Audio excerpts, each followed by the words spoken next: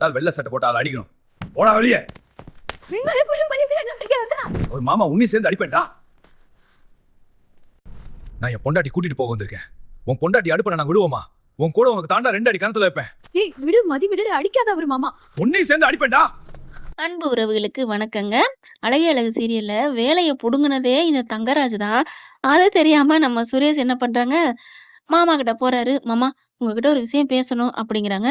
என்னடா என்ன சுரேஷ் வீடு தேடி வந்திருக்க, வா வா வா வா, நீ ஒருத்தாளாவது என்ன மதிக்கிறியடா வா அப்படிங்கல. என்னப்பா பஞ்சாயத்துக்கு நீ போகாட்டியும் அங்கிருந்து ஆள் வந்துருச்சு போல இருக்கு. மா சும்மா இருக்க மாட்டியா? ஏன் மச்சாமா மலை ஏறி போனாலும் மச்சான் தாய் வேணும்னு சொல்லுவாங்க. எனக்கான ஒரே ஒரு மச்சான், எனக்கு இனிமே வாழ்க்கையில ஒரு மச்சான் தான், அது நம்ம சுரேஷ் தான். போயிட்டு சுரேஷுக்கு ஒரு நல்ல மசாலா டீ போட்டு எடுத்துட்டு வாமா. உன் போதைக்கு நான் ஊறுகாயவா அப்படிங்கல. அம்மா போ அப்படிங்கிறாங்க. சரி சரி அப்படின்ட்டு போக, எங்க தம்பி எங்க மருமையப்பா எங்க அப்படிங்கல. அவன் விளையாண்டுட்டு இருக்கான். டேய் வாடா தரணி அப்படின்னு கூப்பிடல.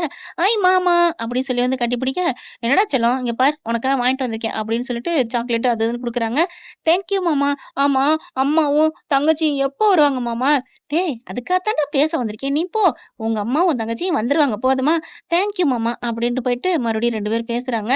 சரி சுரேஷ், நீயாவது எனக்காக நீ பேசுறியே அப்படின்னு சொல்ல. மாமா நீங்க இப்ப அம்மாட்ட சொன்னீங்க பாருங்க, அத்தை கிட்ட என் மச்சான்னு நீங்க என்ன பெருமையா பாக்குறீங்க, நான் அதுக்கு கொடுத்து வச்சிருக்கணும் மாமா அப்படின்னு கட்டி பிடிக்க, தங்கராஜ் அப்படியே கட்டி பிடிச்ச வாக்குல இந்த வில்லைங்க எப்படி இங்கிட்டு முன்னாடி சிரிச்சுட்டு முதுகு பக்கம் ஆய் அப்படின்னு பேய் கூட அப்படி உறிஞ்சும் பாருங்க. அப்படியே மூக்கு அப்படி இருஞ்சினோட உருட்டுன்னு உறிஞ்சும்ல ரத்தத்தை. கோழி எல்லாம் புர்க் புர்க்குன்னு திம்பாங்க இல்லையா காஞ்சனா படத்துல, அந்த மாதிரி. டேய் உனக்கு யாரா நீ சப்போர்ட் பேசுனது? வேற வழி இல்ல, அவளை இந்த வீட்டுக்கு கூட்டிட்டு வரணும். அவ இந்த வீட்டுக்கு வந்தா தாண்டா நான் ஆம்பளை, அங்க இருந்தானா நான் போட்டாடா அப்படிங்கிற மாதிரி பேச, அவனுக்கு என்ன நினைப்பு தெரியுமா தங்கராஜுக்கு? என்ன படம் திருப்பாச்சியாங்க, இன்னைக்கு ஒரு நைட்டு நீ நீ உயிரோட இருந்துடுறா, நான் உன்னை புருஷனா ஏத்துக்கிறேன்னு சொன்னா பாத்தீங்களா? அந்த மாதிரி தங்கராஜுக்கு செம்ம கோவம் வருது.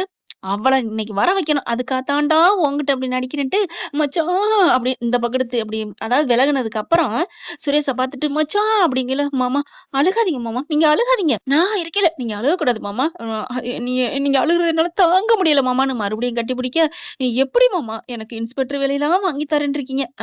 அதானே பார்த்தேன், அந்த வேலைதான் உன்னை கொக்கி போட்டு இங்க இழுத்துட்டு வந்திருக்கா. எனக்கு தெரியும்டா, எனக்கு தெரியும்டா, நீ எங்க அடிச்சா எங்க விழுவ அப்படின்னு தானே உன்கிட்ட இப்படி வச்சு ஒரு செக்க வச்சேன். எனக்கு தெரியாதா என்ன நீ மயங்குவ வேலைக்குன்ட்டு அப்படின்னு மனசுக்குள்ள நினைக்க. என்ன மாமா என்ன பாக்குறீங்க? ஒண்ணு இல்ல சுரேஷ், ஒண்ணு இல்ல, இப்ப எதுக்கு நீ வந்த அப்படிங்கல. இல்ல மாமா, நீங்க நினைச்சா எவ்வளவு வேலை வேணாலும் வாங்கி தரலாம், யாருக்கு வேணாலும் வாங்கி தரலாம்ல. ஆமா மச்சான், யாருக்கெல்லாம் நான் வாங்கி கொடுக்கணும்னு அவசியம் இல்ல, என் மச்சானுக்கு நான் வாங்கி கொடுக்குறேன், உனக்கு வாங்கி கொடுக்காமையா அப்படின்னு சொல்லல. எனக்கு வாங்கி கொடுக்கறது இருக்கட்டும் மச்சான், என் அக்கா இங்க வரணும்னா ஒரு 2 பேர் பேச்ச கேக்குறா அப்படிங்கல. யாரு அது? அந்த மலரும் அவ இருக்கல்ல, எனக்கு கட்டி வச்சீங்கல்ல மதியா, ஆமா அந்த மதி 2 பேர் பேச்சதான் கேக்குறா. அவங்க 2 பேர் மனசும் குளிர வைக்கணும். ஏண்டா அவங்கள குளிர வைக்கிறதுக்கு நான் என்ன ஐஸ் கட்டி எடுத்துட்டு வரவா என்ன அப்படின்னு தங்கராஜ் கேட்க. ஐயோ மாமா நான் அதெல்லாம் சொல்லல, அப்புறம் என்ன சொல்ல வந்த? அது வந்து அவளுக்கு இப்ப ஒரே ஆம்பிஷன் என்னன்னா வேலைதான், அவளுக்கு வேலை போச்சு, அந்த வெறியில இருக்கிறா. அதனால அதனால எதுவும் சொல்லிட்டாலோ நம்ம தான் வேலை போச்சு காரணம்ட்டு. என்ன மாப்பிள அப்படிங்கல. மாமா ஏன் மாரியா படபடப்பாகுது? அச்சச்ச ஒண்ணுலாம் இல்ல ஒண்ணும் இல்ல ஒண்ணும் இல்ல, அதெல்லாம் ஒண்ணும் இல்ல சொல்லு. அதனால அதனால அதனால உங்களோட உங்களோட ஒரு பழக்க வழக்கத்தை யூஸ் பண்ணி சொல்லுடா, கேட்கவே சங்கடமா இருக்கு, என் பொண்டாட்டி மதிக்கும், ஒரு வேலை வாங்கி கொடுத்துருங்க மாமா உங்க இன்ஃபுளுன்ஸை யூஸ் பண்ணி அப்படிங்கல. அடப்பாவி, தனக்கே தகராறாம் தம்பிக்கு பலகாரமா? மாப்பிள நீ சொன்னா நான் கேட்காம இருப்பேனா? ஆனா இப்போதைக்கு கிடைக்காதே, இப்ப இல்லாட்டி பரவாயில்ல மாமா, அவ 3 மாசத்துக்குள்ள வேலை வாங்கியே தீரணும்னு ஒத்த கால்ல சொல்றா. எதுக்கு எதுக்கு எதுக்கு சொல்றாளோ ஏன் சொல்றாளோ எனக்கு தெரியல. மாமா மாமா 3 மாசத்துக்குள்ள எனக்கு வேலை வாங்கி கொடு மாமா. அட பாவி, என் கையை எடுத்து என் கண்ணிலே குத்துவேன்னு நீனும் சொல்ற, அவளும் சொல்லுவா, அதுக்கு நீ தோண நிப்பியா? பாக்குறாங்க 3 மாசத்துக்கு தானே, கண்டிப்பா வாங்கி தந்துடுறப்பா, கண்டிப்பா வாங்கி தர்றேன் மாமா. வாங்கி தந்துருவீங்களா? வாங்கி தர்றையா? நீ சொல்லி நான் கேட்காம இருப்பேனா? நீ தைரியமா போ அப்படின்ட்டு. அப்புறம் நான் வேலை கிடைச்சிருச்சுன்னு ஒரு அப்பாயின்மெண்ட் கொடுத்தாதான் அக்கா அவங்க வர சொல்ல முடியும். சரி இரு. ஒரு இது காலேஜோட நான் சொல்றேன். பேசி முடிச்சுட்டு உனக்கு நான் சொல்றேன். போதுமா? தேங்க் யூ மாமா, தேங்க் யூ அப்படின்ட்டு ஒரு தெரிஞ்ச காலேஜுக்கு கால் பண்றாங்க. என் மச்சினன் பொண்டாட்டி தான், என் தங்கச்சி தான். வேலைக்கு வேணும். நல்லா பாடம்லாம் எடுக்கும். உங்க இதுல சேர்த்துக்குவீங்களா? அப்படின்னு கேட்கல, நாளைக்கு வர சொல்லுங்க அப்படின்றாங்க. ஓகே, ஓகே அப்படின்ட்டு, சுரேஷு கேட்டுக்கிட்டியா? மாமா நீங்க தான் என் மாமா அப்படின்னு கட்டி புடிச்சுட்டு, நான் வர்றேன். பாய் அப்படின்ட்டு போக, போங்கடா போக்கத்தவங்களா. வேலைக்கு நான் சொன்னா அவ நம்பியா போவா? என்னால வேலை கிடைச்சா அவ வாங்க மாட்டா. அதனால தானே உன்ட்ட சொல்லிவிட்டேன். அப்படின்னு சொல்லி பேசாம கம்முனு இருக்க, வீட்டுக்கு போறான். போன கையோட, "மதி வா, இங்க வா" அப்படின்னு சொல்லிட்டு கூட்டிட்டு வேகமா ரூமுக்கு போக, மலருக்கு ஆச்சரியமா இருக்கு. என்னடா இது? ஏன்னா இவங்க 2 பேரும் பேசிக்கிட்டு இருக்காங்க.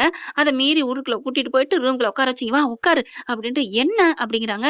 "உனக்கு ஒரு சந்தோஷமான செய்தி." "என்ன?" அப்படிங்கல, "அக்கா இங்க வாக்கா" அப்படின்னு கூட்டிட்டு வராங்க.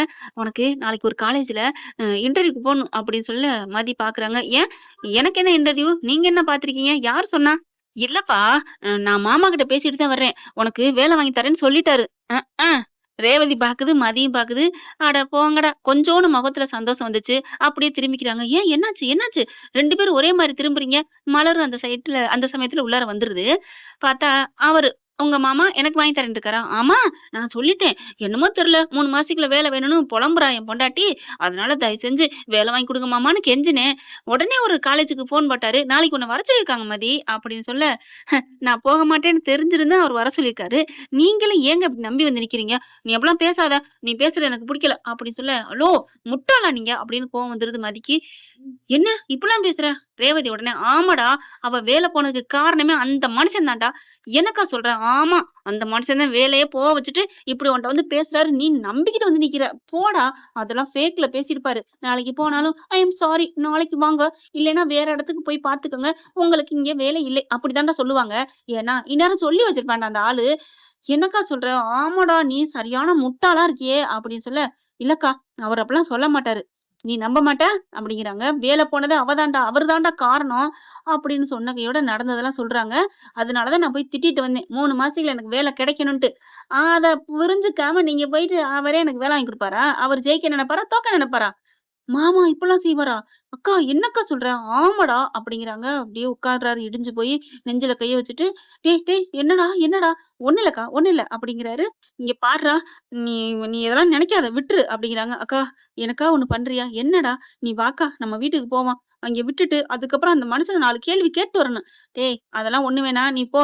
அப்புறம் அண்ணன் வந்தா திட்டும். அண்ணன நான் பாத்துக்கிறேன்" அப்படி சொல்ல மதி என்ன பண்ணுது, "அக்கா நான் சொல்றத கேளுங்க. நீங்க போங்க. அவர் சொல்றது கரெக்ட் தான். அங்க போங்க. அதுக்கப்புறம் பார்த்துக்குவோம்" அப்படிங்கிறாங்க. என்ன என்ன மதி பார்க்க போறோம்? நானும் வர்றேன். ஒண்ணும் தெரியாத மாரி உங்க கூட வர்றேன். அவர் சொன்ன இடத்துக்கு காலேஜுக்கு போவோம். அவங்க மட்டும் வேலை இல்லன்னு சொல்லட்டும். அப்புறம் உங்க தம்பி நம்புவார்ல" அப்படிங்கிறாங்க. "வேலை கிடைச்சிருச்சுன்னா?" "கிடைச்சிட்டா பார்ப்போம். அவரு பண்ண தப்புக்கு பிராயச்சித்தம் தேடட்டுமே. நான் எதுக்கா இருந்தாலும் ஓகே தான். என்ன பொறுத்தவரைக்கும் நான் அடுத்தவங்க வாழ்க்கையில குறுக்கிட மாட்டேன். வழியிலயும் போமாட்டேன். என் வழியில கால வச்சு குறுக்க வச்சா" பாக்குறாங்க எல்லாரும் சைலன்ட்டா. சுரேஷ் பாக்குறாரு. "என்ன பண்ணுவேன் தெரியுமா? கால வெட்டிடுவேன்" அப்படிங்கிறாங்க. வெட்டலாம் மாட்டேன். அப்புறம்? அப்புறம் என்ன பண்ணுவ? கடிச்சிடுவேன்" அப்படின்னோனே, "ஐய்யய்யோ! ஆள விடுங்கடா சாமி. அக்கா வாக்கா" அப்படின்னு கூட்டிக்கிட்டு பேக்கெல்லாம் தூக்கிட்டு துணிமணிலாம் எடுத்துக்கிட்டு மதியம் கிளம்புறாங்க. "என்ன?" அப்படின்னு எல்லாரும் பாக்க, எங்க அக்காவ கொண்டு போய் விட போறேன்." பாக்கியராஜ் பாக்குறாங்க. "டேய் எதுக்குடா?" அப்படிங்கல மலர் இருந்துட்டு, "சொன்னா கேளுங்க. ஒரு விஷயம் இருக்கு. நான் உங்களுக்கு விவரம் சொல்றேன்." அப்படிங்கவும் பொண்டாட்டி சொல்லிச்சு கேட்காமயா இருக்கும். அமைதியா இருக்கு. மத்த எல்லாரும் கிளம்புறாங்க. கொண்டுட்டு போய் துணிமணி பையோட போறாங்க. ஒரே சந்தோஷம் தங்கராஜுக்கு. "நான் ஆம்பளடி வந்துட்டல்ல" அப்படிங்கிற மாரி கெத்தா பாக்க, "நீ ஆம்பளையா பொம்பளையான்னு கொஞ்ச நேரத்துல தெரியும்டி மவனே" அப்படின்ட்டு மனசுக்குள்ள நெனைக்க, சுரேஷு இவங்க எல்லாம் ஒரு திட்டத்தோட வந்திருக்க தெரியாம, இவரு பாட்டுக்கு "வாங்க, வாங்க, வாங்க" அப்படிங்கிறாங்க. அதுக்கப்புறம் வந்ததுக்கப்புறம், "மாமா இன்டர்வியூக்கு போணுமே சொன்னீங்களே, ஏன்டா உன் பொண்டாட்டி ஒத்துக்கிடுச்சா?" "ஒத்துக்கிட்டு தானே வந்திருக்கா பாருங்க." "என்ன இவலாம் வந்திருக்கிறா?" அப்படின்னு அப்புறம் தாங்க எட்டியே பாக்குறாரு. ஆத்தாக்காரிக்கு ரொம்ப இதாகுது. "என்னம்மா திமிரா பேசிட்டு போன வந்திருக்க? நீங்க இப்படி பேச சொன்னா கோவிச்சுட்டு போயிருவேன்லாம் நெனைக்காதீங்க. நான் எங்க அக்காவுக்கா வந்திருக்கேன்." அப்படின்னு சொல்ல, "ஓ! உங்க அக்கா ஒட்டி பொறந்திருக்கீங்க. எப்படி வேணா வச்சுக்கோங்க. ஒட்டி பொறந்தாத்தான் அக்கா, தங்கச்சின்னு இல்ல. அன்பாலயும், உள்ளத்தாலயும் ஒட்டுனாலும் உறவு தான்." அப்படியே மலரும் மதியம் கட்டிக்கிறாங்க. அக்கா அ சொல்லுங்க உங்க தம்பிகிட்ட." "டேய் நீ என்னமோ வேலைக்கு கூப்பிடுறான்னு சொன்னியே கேளுடா." மாமா கிளம்புங்க" அப்படிங்கிறாங்க. ஐய்யய்யோ! அங்க வேலை கிடைக்குதா என்னன்னு தெரியலையே. சும்மா இதுக்கு பேசிப்புட்டோம். டேய் சுரேஷு அந்த நான் பேசினவங்க இல்லடா." எப்ப பேசுனீங்க?" நேத்து தான் பேசினேன். நாளைக்கு வெளியில எங்கேயோ கல்யாணத்துக்கு போறேன்னு சொன்னாங்க." "அப்ப எப்படி இன்னைக்கு வர சொன்னாங்க?" சொன்னாங்க தான்டா" அப்படின்ட்டு. "அதெல்லாம் முடியாது. மதி வந்துட்டா. கிளம்புங்க கிளம்புங்க அப்படிங்கல பயத்தோட கிளம்புறாரு தங்கராஜ். என்ன ஃப்ரெண்ட் இப்படிலாம் போனா நல்லா தானே இருக்கு. பார்க்கலாம் என்ன நடக்க போகுதுன்னு. இந்த பதிவு உங்களுக்கு பிடிச்சிருந்துச்சுன்னா உங்க பொண்ணான கையில ஒரு லைக்க போட்டு சப்ஸ்கிரைப் பண்ணி ஆதரவு கொடுங்க. அன்பு உறவுகளே.